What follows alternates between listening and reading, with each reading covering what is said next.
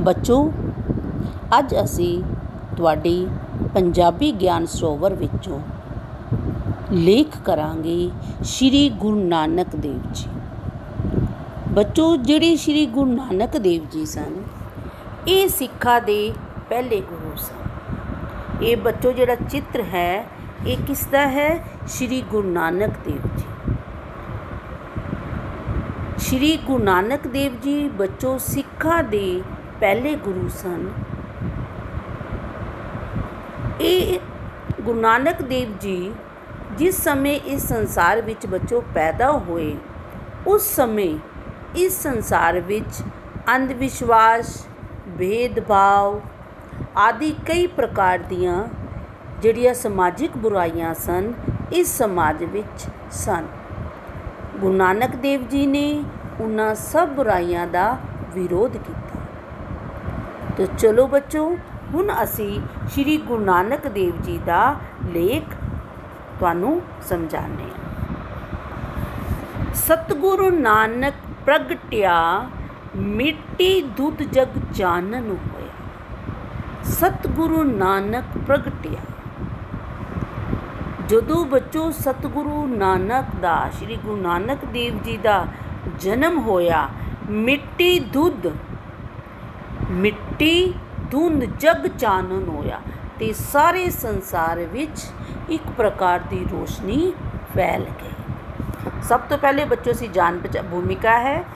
ਭਾਰਤ ਦੇਸ਼ ਦੀ ਧਰਤੀ ਰਿਸ਼ੀਆਂ ਮੁਨੀਆਂ, ਪੀਰਾਂ ਫਕੀਰਾਂ ਦੀ ਅਤੇ ਅਵਤਾਰਾਂ ਦੀ ਧਰਤੀ ਹੈ।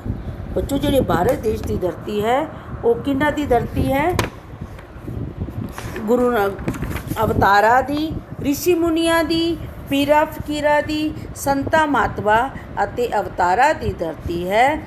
ਇੱਥੇ 33 ਕਰੋੜ ਦੇਵੀ ਦੇਵਤਾ ਨਿਵਾਸ ਕਰਦੇ ਹਨ। ਇਸੇ ਕਾਰਨ ਹੀ ਇੱਥੇ ਅਨੇਕ ਧਰਮ ਹਨ। ਲੋਕ ਆਪਣੇ ਰੱਬ ਨੂੰ ਪੂਜਦੇ ਹਨ। ਸਿੱਖ ਧਰਮ ਦੇ ਮੋਢੀ ਸ਼੍ਰੀ ਗੁਰੂ ਨਾਨਕ ਦੇਵ ਜੀ ਨੂੰ ਮੰਨਿਆ ਜਾਂਦਾ ਹੈ। ਸਿੱਖ ਧਰਮ ਦੇ ਬੱਚੇ ਮੋਢੀ ਕੌਣ ਹਨ? ਸ਼੍ਰੀ ਗੁਰੂ ਨਾਨਕ ਦੇਵ ਜੀ ਨੂੰ ਮੰਨਿਆ ਜਾਂਦਾ ਹੈ। ਆਪ ਦਾ ਪੰਜਾਬ ਦੇ ਇਤਿਹਾਸ, ਧਾਰਮਿਕ ਅਤੇ ਸਮਾਜਿਕ ਖੇਤਰ ਵਿੱਚ ਵਿਸ਼ੇਸ਼ ਸਥਾਨ ਹੈ। ਆਪ ਨੇ ਉਸ ਸਮੇਂ ਅਵਤਾਰ ਲਿਆ ਜਦੋਂ ਚਾਰੇ ਪਾਸੇ ਜ਼ਬਰ ਜ਼ੁਲਮ ਦਾ ਰਾਜ ਸੀ। ਆਪ ਨੇ ਉਸ ਸਮੇਂ ਅਵਤਾਰ ਲਿਆ ਜਦੋਂ ਚਾਰੇ ਪਾਸੇ ਜ਼ਬਰ ਜ਼ੁਲਮ ਦਾ ਰਾਜ ਸੀ। ਲੋਕ ਤਰਾਹ ਕਰ ਰਹੇ ਸਨ। ਇਸ ਸਮੇਂ ਸ਼੍ਰੀ ਗੁਰੂ ਨਾਨਕ ਦੇਵ ਜੀ ਨੇ ਸਮੁੱਚੀ ਲੋਕਾਈ ਨੂੰ ਸਿੱਧੇ ਰਾਹ ਪਾਇਆ ਅਤੇ ਜ਼ੁਲਮ ਕਰਨ ਵਾਲਿਆਂ ਨੂੰ ਸਬਕ ਸਿਖਾਇਆ। ਇਹ ਸੀ ਬੱਚੋ ਭੂਮਿਕਾ। ਤੁਸੀਂ ਇਸ ਨੂੰ ਪੜ੍ਹ ਕੇ ਆਪਣੀ ਸ਼ਬਦਾਂ ਵਿੱਚ ਵੀ ਲਿਖ ਸਕਦੇ ਹੋ। ਜਿਹੜੀ ਭਾਰਤ ਦੇਸ਼ ਦੀ ਧਰਤੀ ਹੈ ਉਹ ਰਿਸ਼ੀਆਂ ਮੁਨੀਆਂ, ਪੀਰਾਂ ਫਕੀਰਾਂ, ਸੰਤਾਂ ਮਹਾਤਮਾ ਅਤੇ ਅਵਤਾਰਾਂ ਦੀ ਧਰਤੀ ਹੈ। ਇੱਥੇ 33 ਕਰੋੜ ਅਸੀਂ ਸਾਡੇ ਜਿਹੜੇ ਜਿੰਨੇ ਵੀ ਦੇਵਤਾ ਹਨ ਉਹ ਕਿੰਨੇ ਹਨ? 33 ਕਰੋੜ। ਤੇ ਭਾਰਤ ਦੀ ਭੂਮੀ ਵਿੱਚ 33 ਕਰੋੜ ਦੇਵਤਾ ਨਿਵਾਸ ਕਰਦੇ ਹਨ। ਇਸੇ ਕਾਰਨ ਬੱਚੋ ਤੁਸੀਂ ਦੇਖਦੇ ਹੋ ਕਿ ਭਾਰਤ ਦੇਸ਼ ਵਿੱਚ ਅਲੱਗ-ਅਲੱਗ ਵੱਖ-ਵੱਖ ਧਰਮ ਹਨ ਤੇ ਲੋਕ ਵੱਖ-ਵੱਖ ਧਰਮਾਂ ਦੀ ਪੂਜਾ ਕਰਦੇ ਹਨ। ਸਿੱਖ ਧਰਮ ਦੇ ਮੋਢੀ ਸ਼੍ਰੀ ਗੁਰੂ ਨਾਨਕ ਦੇਵ ਜੀ ਨੂੰ ਮੰਨਿਆ ਜਾਂਦਾ ਹੈ। ਆਪ ਜੀ ਦਾ ਪੰਜਾਬ ਦੇ ਇਤਿਹਾਸਿਕ, ਧਾਰਮਿਕ ਅਤੇ ਸਮਾਜਿਕ ਖੇਤਰ ਵਿੱਚ ਵੀ ਵਿਸ਼ੇਸ਼ ਸਥਾਨ ਹੈ। ਆਪ ਨੇ ਉਸ ਸਮੇਂ ਅਵਤਾਰ ਧਾਰਿਆ ਜਦੋਂ ਚਾਰੇ ਪਾਸੇ ਜ਼ਬਰ ਜ਼ੁਲਮ ਦਾ ਰਾਜ ਸੀ। ਗੁਰੂ ਨਾਨਕ ਦੇਵ ਜੀ ਦਾ ਜਨਮ ਉਸ ਸਮੇਂ ਹੋਇਆ ਬੱਚੋ ਜਦੋਂ ਸਾਰੇ ਸੰਸਾਰ ਵਿੱਚ ਕੀ ਸੀ? ਜ਼ਬਰ ਜ਼ੁਲਮ ਦਾ ਰਾਜ ਸੀ। ਤੇ ਗੁਰੂ ਨਾਨਕ ਦੇਵ ਜੀ ਨੇ ਸਾਰੇ ਸੰਸਾਰ ਨੂੰ ਸਿੱਧੇ ਰਾਹ ਪਾਇਆ ਤੇ ਜ਼ੁਲਮ ਕਰਨ ਵਾਲਿਆਂ ਨੂੰ ਸਬਕ ਸਿਖਾਇਆ। ਅਗਲਾ ਹੈ ਬੱਚੋ ਜਨਮ ਅਤੇ ਪਰਿਵਾਰ।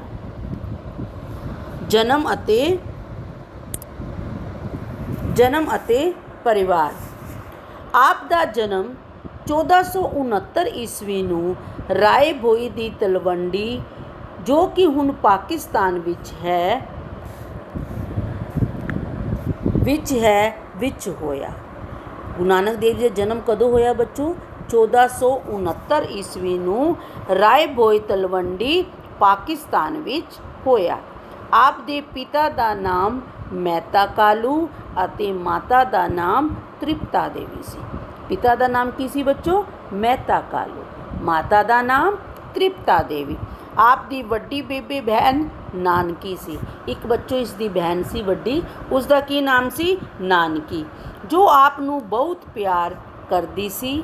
ਆਪ ਦਾ ਅਵਤਾਰ ਉਸ ਸਮੇਂ ਹੋਇਆ ਜਦੋਂ ਲੋਕ ਜਾਤ ਪਾਤ, ਛੂਤ ਛਾਤ ਅਤੇ ਵਹਿਮ ਭਰਮਾਂ ਵਿੱਚੋਂ ਰੱਜ ਕੇ ਫਸੇ ਹੋਏ ਸਨ। ਆਪ ਜੀ ਨੇ ਲੋਕਾਂ ਨੂੰ ਸੱਚ ਦਾ ਪਾਠ ਪੜ੍ਹਾਇਆ। ਅਗਲਾ ਹੈ ਬੱਚੋ ਵਿੱਦਿਆ ਪ੍ਰਾਪਤੀ। ਜਦੋਂ ਬੱਚੋ ਗੁਰੂ ਨਾਨਕ ਦੇਵ ਜੀ ਥੋੜ੍ਹੇ ਵੱਡੇ ਹੋ ਗਏ, ਉਸ ਤੋਂ ਬਾਅਦ ਗੁਰੂ ਨਾਨਕ ਦੇਵ ਜੀ ਵਿੱਦਿਆ ਪ੍ਰਾਪਤੀ ਕਰਨ ਲਈ ਗੁਰੂ ਨਾਨਕ ਦੇਵ ਜੀ 5 ਸਾਲਾਂ ਦੀ ਉਮਰ ਵਿੱਚ ਪੰਨ ਦੇ ਕੋਲ ਪੜ੍ਹਨ ਲਈ ਗਏ। ਬੱਚੋ ਉਸ ਟਾਈਮ ਕੀ ਹੁੰਦਾ ਸੀ? ਪੰਨ ਹੁੰਦਾ ਸੀ। ਕੋਈ ਛੋਟੇ ਮੋਟੇ ਸਕੂਲ ਹੁੰਦੇ ਸੀ ਜਿਸ ਨੂੰ ਪੰਨ ਕਹਿੰਦੇ ਸੀ। ਪੰਨ ਦੇ ਕੋਲ ਪੜ੍ਹਨ ਲਈ ਗਏ। ਆਪ ਤਾਂ ਹਮੇਸ਼ਾ ਪ੍ਰਭੂ ਭਗਤੀ ਵਿੱਚ ਲੀਨ ਰਹਿੰਦੇ ਸਨ ਅਤੇ ਗਿਆਨ ਦੇ ਨਾਲ ਭਰਪੂਰ ਸਨ। ਆਪ ਨੇ ਇਸ ਲਈ ਆਪ ਨੇ ਅੱਗੇ ਪਾਂਦੇ ਨੂੰ ਵੀ ਵਿਚਿੱਤਰ ਪ੍ਰਸ਼ਨ ਪੁੱਛੇ ਕਿ ਉਹ ਹੈਰਾਨ ਰਹਿ ਗਏ। ਜਦੋਂ ਬੱਚੇ ਤੁਹਾਨੂੰ ਮੈਂ ਇਹਨੂੰ ਸਿੰਪਲ ਭਾਸ਼ਾ ਵਿੱਚ ਦੱਸ ਰਹੀ ਹਾਂ, ਤੁਸੀਂ ਇਸ ਨੂੰ ਧਿਆਨ ਨਾਲ ਸੁਣੋ। ਗੁਰੂ ਨਾਨਕ ਦੇਵ ਜੀ ਜਦੋਂ 5 ਸਾਲ ਦੀ ਉਮਰ ਵਿੱਚ ਹੋਏ ਅਤੇ ਪੰਨ ਦੇ ਕੋਲ ਪੜ੍ਹਨ ਗਏ। ਗੁਰੂ ਨਾਨਕ ਦੇਵ ਜੀ ਹਮੇਸ਼ਾ ਪ੍ਰਭੂ ਭਗਤੀ ਵਿੱਚ ਲੀਨ ਰਹਿੰਦੇ ਸਨ ਅਤੇ ਗਿਆਨ ਨਾਲ ਭਰਪੂਰ ਸਨ। ਇਹਨਾਂ ਨੇ ਪੰਨ ਦੇ ਕੋਲ ਇਸ ਪ੍ਰਕਾਰ ਦੇ ਪ੍ਰਸ਼ਨ ਪੁੱਛੇ ਕਿ ਜਿਹੜਾ ਪਾਂਦਾ ਸੀ ਉਹ ਵੀ ਹੈਰਾਨ ਰਹਿ ਗਿਆ ਅਤੇ ਉਹ ਸੋਚ ਰਿਹਾ ਸੀ ਕਿ ਇੰਨੀ ਛੋਟੀ ਜਿਹੀ ਉਮਰ ਵਿੱਚ ਇਹ ਇੰਨਾ ਛੋਟਾ ਜਿਹਾ ਬੱਚਾ ਇੰਨੇ ਵੱਡੇ ਸਵਾਲ ਕਿਵੇਂ ਕਰ ਸਕਦਾ ਹੈ, ਅਤੇ ਉਹਨਾਂ ਨੇ ਉੱਤਰ ਨਹੀਂ ਦੇ ਸਕਿਆ। ਆਪ ਤਾਂ ਪਾਂਦੇ ਨੂੰ ਵੀ ਪੜ੍ਹਾ। ਅਗਲਾ ਹੈ ਬੱਚੋ ਸੱਚਾ ਸੌਦਾ ਕਰਨਾ। ਸੱਚਾ ਸੌਦਾ ਕਰਨਾ,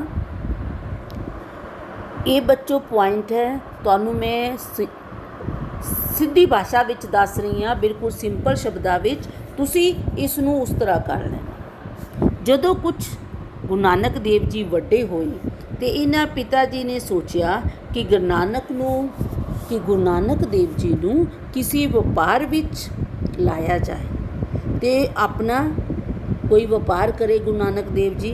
ਅਤੇ ਇਸ ਲਈ ਇਹਨਾਂ ਦੇ ਪਿਤਾ ਜੀ ਨੇ ਇਹਨਾਂ ਨੂੰ 20 ਰੁਪਏ ਵਪਾਰ ਕਰਨ ਲਈ ਦੇ ਦਿੱਤੇ।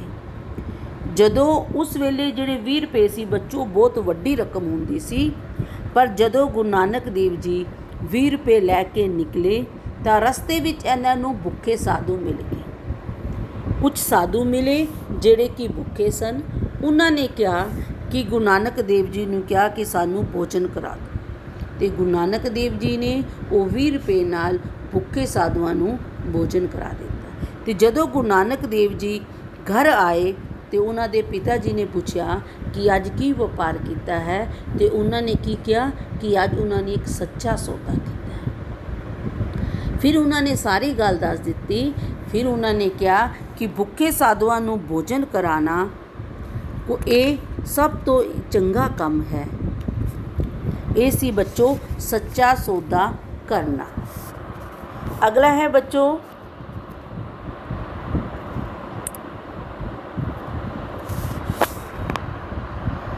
ਬੱਚੋ ਵਿਆਹ ਅਤੇ ਸੰਬੰਧ।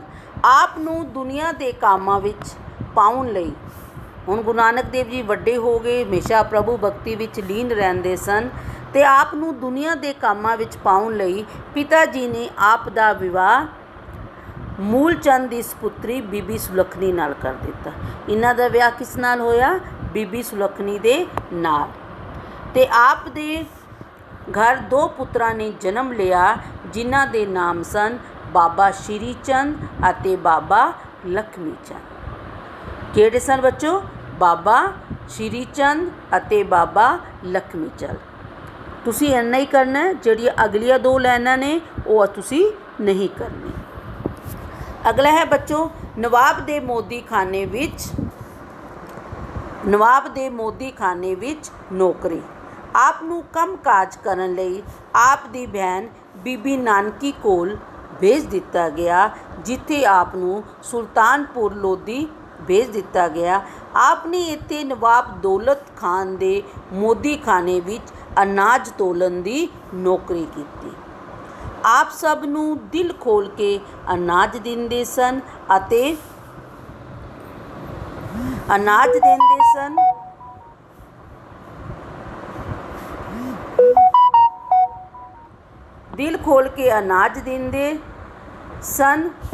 ਪਰ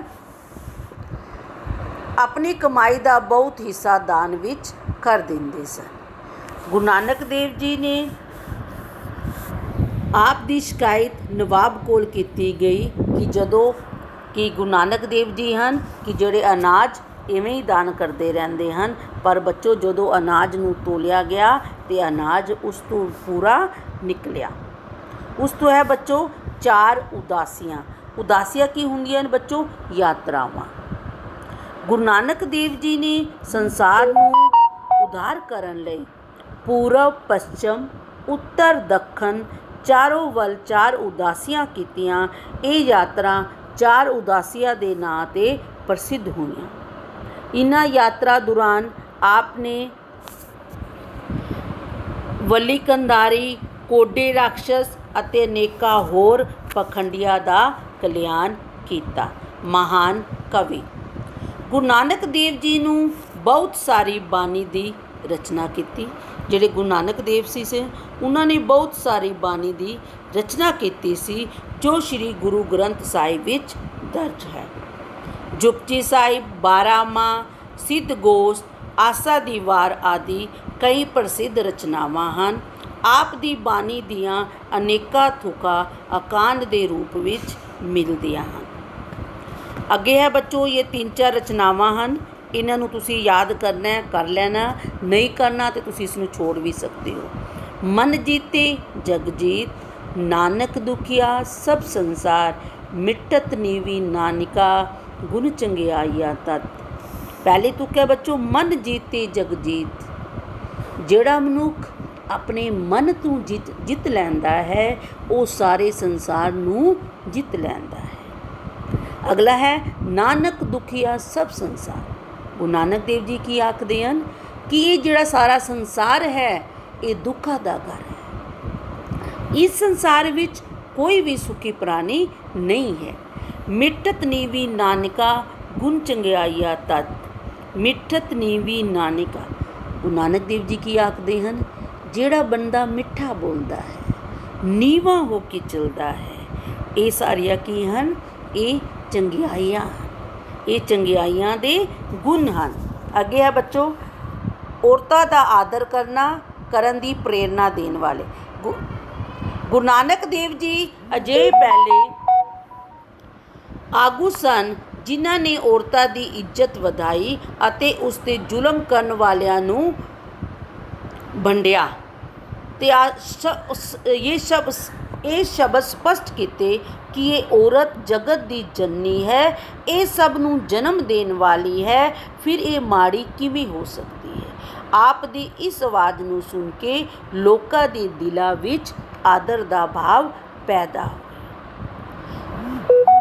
ਅਗਲਾ ਹੈ ਬੱਚੋ ਨਿਡਰ ਦੇਸ਼ ਭਗਤ। ਬਾਬਰ ਦੇ ਜ਼ੁਲਮਾਂ ਵਿਰੁੱਧ ਗੁਰੂ ਨਾਨਕ ਦੇਵ ਜੀ ਇੱਕ ਨਿਡਰ ਦੇਸ਼ ਭਗਤ ਵੀ ਸਨ। ਬਾਬਰ ਦੇ ਜ਼ੁਲਮਾਂ ਦੇ ਵਿਰੁੱਧ ਆਪ ਨੇ ਬੜੀ ਦਲੇਰੀ ਨਾਲ ਆਵਾਜ਼ ਉਠਾਈ ਅਤੇ ਪ੍ਰਜਾ ਦੀ ਸੇਵਾ ਕਰਨ ਲਈ ਕਿਹਾ। ਉਸ ਦਾ ਪ੍ਰਜਾ ਦੀ ਘਾਟ ਸੀ। ਆਪ ਦੀ ਨਿਡਰਤਾ ਤੇ ਸੱਚੀ ਦੇਸ਼ ਭਗਤੀ ਬਾਬਰ ਬੜਾ ਪ੍ਰਭਾਵਿਤ ਹੋਇਆ ਤੇ ਆਪ ਨੂੰ ਸੱਚੇ ਭਗਤ ਦੇ ਰੂਪ ਵਿੱਚ ਵੇਖ ਕੇ ਉਹ ਪੈਰੀ ਪੈ ਗਿਆ। ਨਿਡਰ ਦੇਸ਼ ਭਗਤ ਬੱਚੋ ਗੁਰੂ ਨਾਨਕ ਦੇਵ ਜੀ ਇੱਕ ਨਿਡਰ ਦੇਸ਼ ਭਗਤ ਵੀ ਸਨ।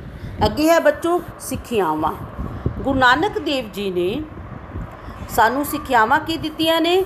ਨਾਮ ਜਪੋ, ਪਰਮਾਤਮਾ ਦਾ ਨਾਮ ਜਪੋ, ਕਿਰਤ ਕਰੋ, ਮਿਹਨਤ ਕਰੋ ਅਤੇ ਵੰਡ ਕੇ ਚੱਕੋ।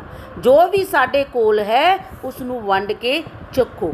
ਆਪ ਨੂੰ ਮਨੁੱਖਤਾ ਦਾ ਸਬਕ ਸਿਖਾਇਆ ਤੇ ਜ਼ਰੂਰਤਮੰਦ ਲੋਕਾਂ ਦੀ ਮਦਦ ਕਰਨ ਲਈ ਕਿਹਾ। ਕਾਮ ਕ੍ਰੋਧ ਲੋਭ ਮੋਹ ਹੰਕਾਰ ਤੋਂ ਬਚਣ ਦਾ ਉਪਦੇਸ਼ ਦਿੱਤਾ। ਅੱਗੇ ਹੈ ਬੱਚੋ ਜੋਤੀ ਜੋਤ ਸੁਮਾਨਾ। 1539 ਈਸਵੀ ਵਿੱਚ ਭਾਈ ਲਹਿਣਾ ਜੀ ਨੂੰ ਗੁਰੂ ਗੱਦੀ ਸੌਂਪ ਕੇ ਆਪ ਕਰਤਾਰਪੁਰ ਵਿੱਚ ਜੋਤੀ ਜੋਤ ਸਮਾ ਗਏ। ਅਗਲਾ ਹੈ ਬੱਚੋ ਸਾਰਾਂਸ਼। ਇਸ ਪ੍ਰਕਾਰ ਗੁਰੂ ਨਾਨਕ ਦੇਵ ਜੀ ਦਾ ਭਾਰਤ ਦੇ ਇਤਿਹਾਸ ਵਿੱਚ ਵਿਸ਼ੇਸ਼ ਸਥਾਨ ਹੈ। ਆਪ ਇੱਕ ਨਿਡਰ ਦੇਸ਼ ਭਗਤ ਅਤੇ ਸੱਚੇ ਧਾਰਮਿਕ ਆਗੂ ਸਨ। ਆਪ ਦੀ ਜਿਹੜੀ ਸ਼ਖਸੀਅਤ ਹੈ ਬਹੁਪੱਖੀ ਸੀ। ਆਪ ਨੇ ਅਨੇਕਾਂ ਲੋਕਾਂ ਨੂੰ ਸਿੱਧੇ ਰਾਹ ਪਾਇਆ ਅਤੇ ਸੱਚ ਦਾ ਸਬਕ ਸਿਖਾ ਕੇ ਸੱਚੇ ਇਨਸਾਨ ਬਣਾਇਆ। ਸਮੁੱਚੇ ਭਾਰਤ ਦੇਸ਼ ਵਿੱਚ ਆਪ ਜੀ ਦਾ ਬਹੁਤ ਸਤਿਕਾਰ ਕੀਤਾ ਜਾਂਦਾ ਹੈ। ਬੱਚੋ ਇਹ ਸੀ ਗੁਰੂ ਨਾਨਕ ਦੇਵ ਜੀ ਦਾ ਲੇਖ।